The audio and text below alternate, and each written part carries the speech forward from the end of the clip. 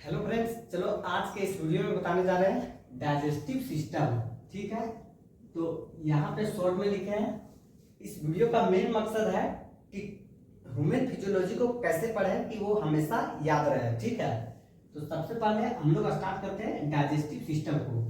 तो digestive system से पहले हम लोग देख लेते हैं, ये ह्यूमन फिजियोलॉजी का एक टॉपिक है जिसका नाम है चैप्टर का डाइजेशन एंड एब्जॉर्प्शन। ठीक है, अब इस चैप्टर को हम लोग समझते हैं कि कैसे इसको प्रैक्टिकली हम याद रख सकते हैं। ठीक है, तो यहाँ पे सबसे पहला नंबर पे आता है डाइजेस्टिव सिस्टम। तो डाइजेस्टिव सिस्टम जो होता है ये दो चीज से बना हुआ रहता है। ठीक, एक तरफ आ जाता है, इसको बोलते हैं एलिमेंट्री कैनाल, और दूसरा तरफ जो आ जाता है इसको बोलते हैं डाइजेस्टिव ग्लैंड्स। ठीक है, अब इसके बाद जो होता है ये कंप्लीट हो जाता है डाइजेस्टिव सिस्टम का, और आगे जो आ जाता है इसको बोलते हैं डाइजेशन और एब्जॉर्प्शन। ठीक है, तो डाइजेशन एंड एब्जॉर्प्शन सबके विषय में यहाँ पे एक्सप्लेन करेंगे कैसे याद रखना चाहिए। ठीक है, उसके बाद जो आता है उसको बोलते हैं डिसऑर्डर्स ऑफ डाइजेस्टिव सिस्टम। तो सभी को लिखना पॉसिबल नहीं होगा क्योंकि इस वीडियो का टॉपिक ही है समझने का। ठीक, तो यहाँ पे देखो सबसे पहले स्टार्ट करते हैं डाइजेस्टिव सिस्टम। तो डाइजेस्टिव सिस्टम को अगर हम लोग एलिमेंट्री कैनाल को देखते हैं तो एलिमेंट्री कैनाल होता क्या है। देखो एलिमेंट्री कैनाल जो होता है ये माउथ से स्टार्ट होता है। ठीक है, इस भाग से स्टार्ट होता है और ये भाग को बोलते हैं हम लोग क्या, एनस। ठीक है, तो यहाँ पर जाकर के फाइनली वो इंड कर जाता है। तो यहाँ से यहाँ तक जितना भी पार्ट्स आता है डाइजेशन का, चाहे वो स्टोमक हो, स्मॉल इंटेस्टाइन हो, लार्ज इंटेस्टाइन हो, ये किसके अंदर में रहता है, तो ये एलिमेंट्री कैनाल के अंदर में ही रहता है। अब यहां से यहां तो आ जाता है, इसमें बहुत इंपॉर्टेंट सवाल ये बनता है कि यहां से यहां तक आने में कितना लेयर होता है। ठीक है, तो ध्यान से देखो, इसके लिए ये डायग्राम बनाया हुआ है कि लेयर ऑफ एलिमेंट्री कैनाल। ठीक है, एलिमेंट्री कैनाल का लेयर कितना होता है, तो ध्यान रखिएगा यहाँ पे कितना है, ये 4 लेयर में डिवाइड होता है। ठीक, तो 4 लेयर में देखो सबसे अंदर का जो ब्लैक कलर है, ठीक है, इसको हम लोग बोलते हैं मुकोसा। ठीक है, उसके बाद सेकेंड लेयर जो होता है इसको बोलते हैं हम लोग सब मुकोसा, और इसके बाद थर्ड लेयर जो है इसको बोलते हैं मस्कुलरिस, और जो फोर्थ लेयर होता है इसको हम लोग बोलते हैं सेरोसा। तो यहाँ पे सीक्वेंस ऐसे बनाता है कि अंदर से बाहर, ठीक है, इस तरह से इधर, या तो फिर बाहर से अंदर को सीक्वेंस बताया।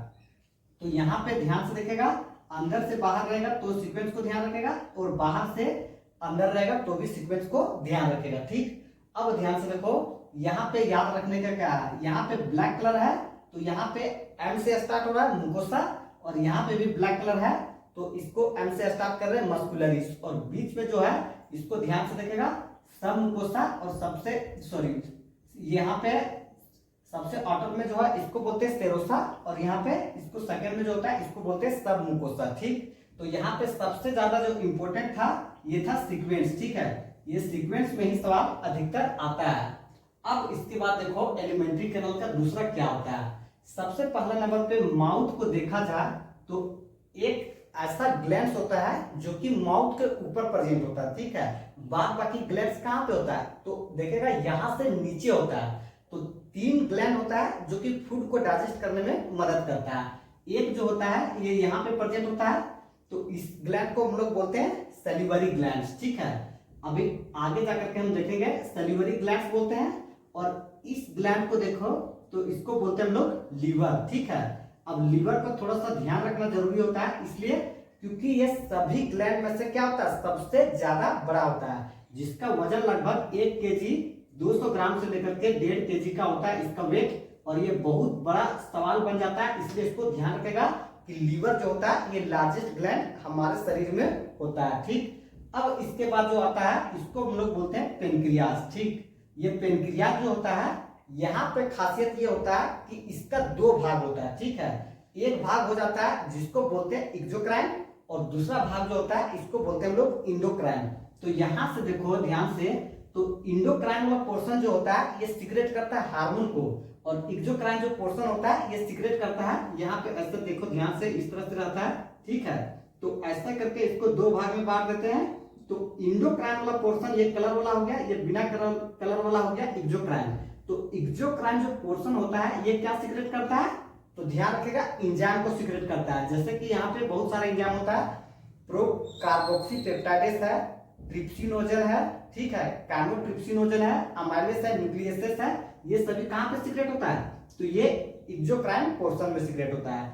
अब इंडोक्राइन पोर्शन जो होता है यहाँ पे क्या सीक्रेट होता है, तो यहाँ पे सीक्रेट होता है इंसुलिन और ग्लूकागोन। जबकि इंसुलिन जो हार्मोन होता है ये बहुत इंपॉर्टेंट होता है, इसलिए क्योंकि डायबिटीज का पेशेंट अगर कोई आदमी शुगर बीमारी से सफर कर रहा है तो उस कंडीशन में इंसुलिन का रोल बहुत ज्यादा आ जाता है इसके वजह से, ठीक है।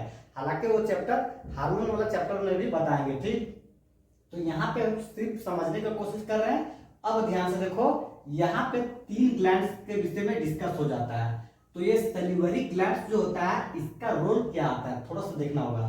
देखो अगर हम लोग बात करते हैं तो माउथ जो होता है यहाँ पे क्या होता है, 30% जो होता है ये कार्बोहाइड्रेट का डाइजेशन क्या हो जाता है, कंप्लीट हो जाता है, ठीक है। तो 30% डाइजेशन कंप्लीट करने में सिर्फ मदद किसका होता है, तो एक ही है जो होता है ग्लैंड, सैलिवरी ग्लैंड। वहां पे लीवर और पेनक्रियाज का कोई भी रोल नहीं होता है। होता क्या है, देखो सैलिवरी ग्लैंड जो होता है ये सिगरेट क्या करता है, ये सिगरेट कर देता है सलाइवा को, ठीक। अब सलाइवा जो होता है इसके अंदर क्या क्या रहता है, तो सलाइवा के अंदर सबसे पहला नंबर पे एंजाइम होता है, और दूसरा नंबर पे यहाँ पे देखो तो इसके पास एंजाइम के अलावा दूसरा चीज भी प्रेजेंट होता है जो कि बोलते हैं इलेक्ट्रोलाइट, ठीक है। अब ये दोनों जो रहता है ये दोनों इसको फूड को क्या करता है, बहुत आसानी से ब्रेक डाउन करके डाइजेस्ट करने में मदद कर देता है। तो यहाँ पे पूरा एग्जैक्ट डिस्कस नहीं करेंगे, लेकिन कुछ कुछ बेसिक है कि इस डायग्राम को कैसे समझे। जैसे कि मान लो हम लोग खाते हैं, खाना को खाएं, ठीक है, कार्बोहाइड्रेट के डिस्कस हो रहा है तो कार्बोहाइड्रेट ले लेते हैं, ठीक। तो कार्बोहाइड्रेट को हम लोग खाते हैं तो यहाँ पे क्या होता है, सबसे पहले मेस्टिकेशन फूड एलिमेंट्री कैनल में होगा क्या, यहाँ पे भोजन को चबाया जाएगा, मेस्टिकेशन ऑफ फूड, उसके बाद स्वालोइंग निगलने का काम होगा। तो यहाँ पे चबाने के बाद देखेगा तो कुछ कुछ यहाँ पे डाइजेशन हो जाता है। तो यही चीज है कि 30% डाइजेशन जो होता है ये कार्बोहाइड्रेट का होता है, इसमें से एंजाइम का सिक्रेशन होता है। ध्यान से देखो यहाँ पे 2 तरह के एंजाइम का सिक्रेशन हो जाता है, एक हो जाता है लाइसोजाइम, ठीक है, और दूसरा हो जाता है सैलिवरी अमाइलेज, ठीक है। नाम से ही पता चल रहा है सैलिवरी ग्लैंड्स कौन सा एंजाइम को सिक्रेट करता है, सैलिवरी अमाइलेज। तो अमाइलेज जो होता है ये किसको डाइजेस्ट करेगा, ये कार्बोहाइड्रेट को ब्रेक डाउन करेगा, यानी कि उसी को मैक्रोमोलिक्यूल से माइक्रोमोलिक्यूल में कन्वर्ट कर देगा। तो यहाँ पे 2 एंजाइम जो होता है बहुत इंपॉर्टेंट हो जाता है। अब ध्यान से देखो लाइसोजाइम जो होता है ये और भी तरह से इंपॉर्टेंट हो जाता है क्योंकि वो कहलाता है इन्फेक्शन को रेजिस्ट करने वाला, ठीक है, एंटी बैक्टीरियल एजेंट, ठीक। यानी कि अगर कोई कार्बोहाइड्रेट है, ठीक है, खाना उसको हम खाएं और वो किसी तरह से इन्फेक्टेड हो, ठीक है, चाहे वायरस से बैक्टीरिया से हो किसी भी तरह से, तो उसको अगर हम लोग खाते हैं तो हमारे माउथ में क्या हो सकता है, इन्फेक्शन हो सकता है। लेकिन उस इन्फेक्शन को बचाने का काम कौन करता है, अब ध्यान से देखो यहाँ पे इलेक्ट्रोलाइट, जैसे कि बात करते हैं Na+K+, ठीक है, यहाँ पे उतना ज्यादा डिस्कस नहीं करेंगे, Cl- बाइकार्बोनेट, ठीक है। तो ये सब क्या करता है, इसको टूटने में मदद कर देता है, ठीक है। और इस तरह से यहाँ पे सैलिवरी ग्लैंड का थोड़ा सा इंपॉर्टेंस बताया कि कैसे हमको इसको समझ सकते हैं, ठीक है। अब ध्यान से देखो लीवर, ठीक है, लीवर जो होता है ये बहुत इंपॉर्टेंट रोल प्ले करता है क्योंकि लीवर क्या सीक्रेट कर देता है, ये बाइल को सीक्रेट कर देता है। और बाइल जो होता है यहाँ पे देखो पेनक्रियाज और लीवर ये दोनों जो होता है ये कॉमन एक डक्ट होता है, हेपाटोपेनक्रियाटिक डक्ट, जो आगे डिस्कस करेंगे डाइजेस्टिव ग्लैंड में पूरा सब बनाएंगे उस समय। तो यहाँ पे देखो दोनों एक साथ मिलकर के रिलीज होता है, ठीक। तो इधर से बाइल और इधर से उसका एंजाइम और हार्मोन सीक्रेट होता है, ठीक। अब यहाँ पे देखो थोड़ा सा नीचे का फंक्शन जो है ये ज्यादा इंपॉर्टेंट हो जाता है। अगर स्टोमक को हम लोग देखते हैं तो ये कितना भाग में डिवाइड हो जाता है, तो ये 3 भाग में डिवाइड हो जाता है। एक हो जाता है पाइलोरिक, दूसरा हो जाता है कार्डियक और तीसरा हो जाता है इन्फेंटिबुलर में पाइलोरिक होता है, ठीक। तो यहाँ पे इसके बाद जो स्टार्ट होता है इसको बोलते हैं हम लोग डियोडेनम, ठीक। और इधर जो आता है इसको बोलते हैं जेजनम और इधर जो आता है इसको बोलते हैं इलियम। देखो ध्यान से ये चीज समझना होगा कि यहाँ वाला जो एरिया जा रहा है ये हो जाता है किसके अंदर, लार्ज इंटेस्टाइन के अंदर, ठीक है। तो अधिकतर है कि डियोडेनम का एरिया बहुत छोटा होता है लेकिन डियोडेनम का भी फंक्शन देखेंगे तो बहुत बड़ा हो जाता है। तो देखो ध्यान से यहाँ वाला ये होता है, इसको बोलते हैं असेंडिंग कोलन और इसको बोलते हैं डिसेंडिंग कोलन, इसको बोलते हैं ट्रांसवर्स कोलन, ठीक है। और यहाँ पे जो होता है इसको हम लोग बोलते हैं सिक्कम, ठीक, और इसको बोलते हैं हम लोग रिक्टम। अब ध्यान से देखो, एक एक फंक्शन को हम लोग समझ लेते हैं। ड्यूडेनम जो होता है, यहाँ पे क्या होता है, कोई भी फूड होता है, चाहे कार्बोहाइड्रेट हो, मिनरल हो, फैट हो, वाटर हो, किसी भी तरह की हो, तो यहाँ पे डाइजेशन क्या हो जाता है, फिनिश हो जाता है, ठीक है। यहाँ पे डाइजेशन का एक्टिविटी फिनिश हो जाता है। तो बहुत बार सवाल में आता है कि स्मॉल इंटेस्टाइन में कहाँ पे डाइजेशन कंप्लीट होता है, तो इसी एरिया में डाइजेशन क्या होता है, फिनिश होता है ड्यूडेनम में। उसके बाद देखो जेजनम और इलियम, ठीक है, इसका काम क्या होता है, तो जेजनम और इलियम जो होता है, ये कोई भी तरह के डाइजेस्टिव एक्टिविटी यहाँ पे बिल्कुल नहीं होता है। यहाँ सिर्फ क्या होता है, सिर्फ और सिर्फ एब्जॉर्प्शन होता है, क्योंकि यहाँ पे जो मुकोसा का लेयर होता है, यहाँ पे प्रेजेंट क्या होता है, विली और माइक्रोविली, और ये किसी भी चीज को क्या करता है, बहुत आसानी से एब्जॉर्ब कर लेता है, ठीक। अब ध्यान से देखो यहाँ पे सिक्कम, ठीक है, तो सिक्कम जो है इसका मेन रोल ये होता है कि सिक्कम जो होता है ये लार्ज इंटेस्टाइन का पार्ट आ जाता है। सिक्कम, कोलन और रिक्टम ये किसका पार्ट है, लार्ज इंटेस्टाइन का। तो सिक्कम का रोल सबसे बड़ा ये होता है कि यहाँ किसी भी फूड अगर आ जाता है यहाँ पे, तो यहाँ से कभी भी क्या होता है, वापस नहीं जाता है, यानी कि बैक फ्लो जो होता है ये सिक्कम में आने के बाद नहीं होता है। तो बहुत बार सवाल में आता है कि लार्ज इंटेस्टाइन में कहाँ पे जाने के बाद बैक फ्लो नहीं होता है, तो ध्यान रखेगा इस सिक्कम में जाने के बाद बैक फ्लो नहीं होता है। अब इसके बाद देखो ये कोलन, ठीक है, कोलन में ऐसा कुछ ध्यान नहीं रखेगा, लेकिन यहाँ पे रिक्टम को ध्यान रखेगा। रिक्टम जो होता है ये बोलता है कि कोई भी फूड होता है जो कि मेरे पास वेस्ट बन करके आता है, इसको हम टेम्पोररी कुछ समय के लिए यहाँ पे रखते हैं, उसके बाद इससे क्या करते थे, बाहर कर देते हैं, ठीक। तो टेम्पोररी स्टोर कहाँ पे हो गया, यहाँ पे, और वापस कहाँ से ले गया, ये सिक्कम से। डाइजेशन कहाँ पे कंप्लीट हो गया, ये स्मॉल इंटेस्टाइन ड्यूडेनम में। एब्जॉर्प्शन कहाँ पे हुआ, जेजनम और इलियम में। तो इस तरह से यहाँ पे इसको लिंक करने का होता है कि कैसे हम इसको अच्छा से समझ के याद रख सकते हैं, ठीक है। अब देखो कुछ कुछ हम लोग डाइजेशन के बारे में देख लेते हैं। अब हम लोग कुछ एक्स्ट्रा जो बात करते हैं एब्जॉर्प्शन के विषय में, इसको हम लोग बात करते हैं, ठीक है। तो यहाँ पे देखो, अगर यहाँ पे ले लेते हैं हम लोग वाटर का, ठीक है, या यहाँ पे हम लोग ले लेते हैं मिनरल का, ठीक है, और यहाँ पे हम लोग ले लेते हैं ड्रग्स का, ठीक। तो लार्ज इंटेस्टाइन जो है, यहाँ पे तीन चीज है जिसका डायरेक्टली क्या हो सकता है, एब्जॉर्प्शन हो सकता है। अब यहाँ पे हम लोग स्टोमक में चलते हैं, तो यहाँ पे हम लोग ले लेते हैं, एक वाटर को ले लेते हैं, दूसरा अल्कोहल को ले लेते हैं, ठीक है। और इसके बाद यहाँ पे वाटर और अल्कोहल को देखेंगे तो इसका क्या हो सकता है, यहाँ पे एब्जॉर्प्शन हो सकता है, ठीक। और अगर देखते हैं हम लोग माउथ में, तो माउथ जो होता है यहाँ पे कुछ ड्रग्स जैसे कि खैनी है, ठीक है, खैनी को हम लोग जैसे चबाते हैं तो ये माउथ में ही क्या हो जाता है, इसका एब्जॉर्प्शन हो जाता है। तो उस तरह से ड्रग्स में खैनी को ही याद न रख सकता, बहुत सारा अलग ड्रग्स है, एम्फेटामिन्स है, बार्बिट्यूरेट्स है, बहुत सारा ड्रग्स है, लेकिन यहाँ पे एक कोकेन को एग्जांपल में दे दिए हैं। तो इस तरह से कहाँ पे हुआ, यहाँ पे डाइजेशन और एब्जॉर्प्शन का पार्ट्स अगर आ गया तो कौन सा हो गया, एक माउथ हो गया, स्टोमक हो गया, small intestine, large intestine. Digestion and absorption का एक्टिविटी कहाँ पे हो रहा है, तो यहीं पे हो रहा है। अब इसके बाद जो होता है, ये चैप्टर हालांकि बहुत बड़ा है, समझना बहुत लेंथी हो जाएगा एक वीडियो में, इसलिए 2-3 वीडियो करके बताएंगे। तो थोड़ा सा और ज्यादा डिस्कस करते हैं कि और इसको कैसे इंटर कनेक्ट कर सकते हैं। देखो ध्यान से, एब्जॉर्प्शन और डाइजेशन की बात करते हैं, तो कुछ ऐसा होता है जो कि बहुत अलग होता है, इसके विषय में हम लोग बात करते हैं।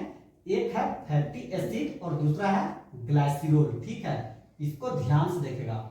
फैटी एसिड और ग्लाइसिरोल को अगर हम लोग बात करते हैं, तो फैटी एसिड और ग्लाइसिरोल जो होता है ये पानी में क्या होता है, इसमें ये इनसोल्यूबल होता है, यानी कि ये इसमें घुलता नहीं है। तो जब इसमें ये नहीं घुलता है तो इसका डाइजेशन कैसा होता है, तो ध्यान से देखो, यहाँ पे ये अगर मान लो क्या है, फैटी एसिड और ग्लाइसिरोल ये वाला है, तो इसके ऊपर क्या कर दिया जाता है, इसके ऊपर प्रोटीन का लेयर चढ़ा दिया जाता है, और इस प्रोटीन के लेयर की वजह से यहाँ पे जो प्रेजेंट होता है विली और माइक्रोविली, ये खुद डिफरेंशिएट नहीं कर पाता है कि ये प्रोटीन है या फैट्स है, ठीक है, और ये इसको क्या समझ लेता है, इसको ऊपर में जो प्रोटीन का कोट होता है इसके वजह से ये प्रोटीन समझ लेता है, और प्रोटीन की वजह से ये क्या करता है, इसको डाइजेस्ट कर लेता है। जबकि प्रोटीन डाइजेस्ट नहीं होता, इसके अंदर जो रहता है फैट ये डायरेक्टली उसमें एब्जॉर्ब हो जाता है। ठीक, तो इसका एक्सेप्शन था, इसको बहुत अच्छा से ध्यान रखेगा। ठीक, अब नेक्स्ट देखो कुछ एक्टिविटी के विषय में बताते हैं। जैसे कि यहाँ पे स्टोमक है, ठीक है, तो स्टोमक जो होता है यहाँ पे सिक्रीशन हो गया HCl का, हाइड्रोक्लोरिक एसिड। अब ध्यान से देखो, एसिड जो होता है ये बहुत खतरनाक होता है। अगर किसी स्ट्रॉन्ग एसिड को ले लेते हैं H2SO4 HNO3 को, ठीक है, तो यहाँ पे रखेंगे तो ये क्या करेगा, इसमें जला देगा। ठीक, जब वो स्किन को जला सकता है, तो अगर HCl ये भी तो एसिड है, हालांकि स्ट्रॉन्ग नहीं है लेकिन वीक एसिड है, तो लेयर अगर हम लोग बात करते हैं तो मुकोसा कितना ज्यादा स्ट्रॉन्ग होगा, वो भी तो बहुत स्मूथ होगा, बहुत चिकना होगा। तो उस कंडीशंस में ये क्या कर सकता है, इसको अगर सफिशिएंट अमाउंट में वाटर यहाँ पे नहीं पहुंचता है तो उस कंडीशंस में ये इसको भी क्या कर सकता है, जला सकता है। देखो इसका रोल इंपॉर्टेंट क्यों हो जाता है। यहाँ पे एक इनएक्टिव एंजाइम होता है, ठीक है, जिसको बोलते हैं पेप्सिनोजेन। ठीक है, तो ये पेप्सिनोजेन को क्या कर देता है, कन्वर्ट कर देता है पेप्सिन में। और पेप्सिन जो होता है ये क्या कर देता है, प्रोटीन को डाइजेस्ट कर देता है, प्रोटीएसेस और पेप्टोन्स में तोड़ देता है। तो इस तरह से यहाँ पे क्या होता है, प्रोटीन का डाइजेशन भी स्टोमक में कंप्लीट हो जाता है। ठीक, तो कंप्लीट होता ना है पूरा, अगर टूटना रहता है थोड़ा बहुत बचेगा तो ड्यूडेनम जो होता है यहाँ पे कंप्लीट हो जाता है, लेकिन इसका इंपॉर्टेंट फंक्शन ये होता है। ठीक है, अब देखो ये HCl जो होता है ये सीक्रेट कहाँ से होता है, तो उसको बोलते हैं ओजेंटिक सेल, पेरिएटल सेल। ठीक है, और इसके बाद पेप्सिनोजेन जो होता है वो कहाँ से सीक्रेट होता है, तो उसको बोलते हैं हम लोग पेप्टिक सेल, चिप सेल, जो कि पेप्सिनोजेन एंजाइम को सीक्रेट करता है। ठीक, अब यहाँ पे देखो सेम कंडीशन होता है इसके जैसा। ठीक है, यहाँ पे जो एक एंजाइम हो जाता है ट्रिप्सिनोजेन। ठीक है, तो इस ट्रिप्सिनोजेन को एक जो आता है इंट्रोकाइनेस, ठीक, इंट्रोकाइनेस आता है। तो इस एंजाइम जो होता है ये ट्रिप्सिनोजेन जो रहता है ये इनएक्टिव फॉर्म में होता है, और ये इसको किस में कन्वर्ट कर देता है, इंट्रोकाइनेस एंजाइम, तो ये ट्रिप्सिन में कन्वर्ट कर देता है, तब जाकर के ये फंक्शन अपना परफॉर्म कर लेता है। अब इसके बाद यहाँ पे फॉर्मूला, ठीक है, तो डेंटल फॉर्मूला जो होता है ये कहलाता है 2123/2123। ठीक है, तो यहाँ पे हम लोग देख लेंगे कि दांत कितने प्रकार के होता है और दांत कैसे काम करता है, इसको समझेंगे। ठीक है, और कितना उसका नंबरिंग होता है। तो सबसे पहले देखो, एक जो छोटा बच्चा होता है उसके पास दो सेट होता है दांत का, एक जो शुरुआत में होता है उसको हम लोग बोलते हैं मिल्क टीथ। ठीक है, और दूसरा जो होता है उसको हम लोग बोलते हैं परमानेंट टीथ। ठीक है, तो मिल्क टीथ जो होता है और परमानेंट टीथ, इसमें फर्क क्या होता है, मिल्क टीथ जो होता है ये मात्र 20 होता है। ठीक है, और परमानेंट टीथ जो होता है ये हो जाता है 32। ठीक, तो हम लोग इसके विषय में डिस्कस नहीं करते हैं, हम लोग इसके विषय में डिस्कस करते हैं। तो एक बार मिल्क टीथ ग्रो हुआ, दूसरा बार कौन सा टीथ ग्रो हुआ, परमानेंट टीथ। तो ये दो बार जो होता है इसी को हम लोग बोलते हैं का डायफाइडोंट। ठीक है, और दांत के कितना तरह के हो गया, ये अलग अलग प्रकार के हैं, इसीलिए इसको हम लोग बोलते हैं हेटेरोडोंट। अब ये सिचुएटेड कहाँ होता है, तो सॉकेट ऑफ जॉ। ठीक है, इसको बोलते हैं जबड़ा। ठीक, इसके अंदर होता क्या, टंग होता है, फ्रेंडुलम से अटैक टंग होता है, और ऊपर से देखेगा तो वहां पे पेपिलाई नजर आता है। ठीक, अब ध्यान से देखो, इस दांत को हम लोग बोलते हैं इंसिजर। ठीक है, इसको बोलते हैं हम लोग कैनाइन, इसको बोलते हैं हम लोग प्रीमोलर, इसको बोलते हैं हम लोग मोलर। देखो ध्यान से, ये कैसे याद रहेगा बहुत आसानी से, तो नीचे और ऊपर ये दोनों को क्या कर देंगे हम लोग, जोड़ देंगे। ठीक, तो 2 और 2 कितना हो गया, 4। अब इसको हम लोग 2 से गुना कर देंगे तो कितना आ जाएगा, 8। ठीक है, उसके बाद यहाँ पे कितना आ गया, नीचे ऊपर 2 हो गया, इसको 2 से गुना कर देंगे, हो गया 4। इसको नीचे ऊपर जोड़ देंगे तो कितना हो जाएगा, 2 और 2 यहाँ पे हो जाएगा 4, इसको 2 से गुना कर देंगे तो हो जाएगा 8। यहाँ पे नीचे और ऊपर को जोड़ देंगे तो कितना हो जाएगा, 3 3 6, उसको 2 से गुना कर देंगे तो हो जाएगा 12। ध्यान से देखो, अब काउंट करेगा तो क्या हो जाएगा, ये टोटल 32 टीथ आ जाएगा। 8 4 12, ठीक है, 12 12 24, 24 और 8 कितना हो गया, 32। तो ये इस तरह से डेंटल फॉर्मूला भी बिल्कुल आसानी से याद रह जाएगा, और इसमें नंबरिंग जो होता है टीथ का ये भी बहुत आसानी से याद रह जाएगा। ठीक है, तो यहाँ पे इसके बाद जो होता है और भी बहुत सारे चीज होता है जिसके विषय में हम लोग डिस्कस करेंगे नेक्स्ट वीडियो में। तो चलो करते हैं वीडियो को इन। All the best.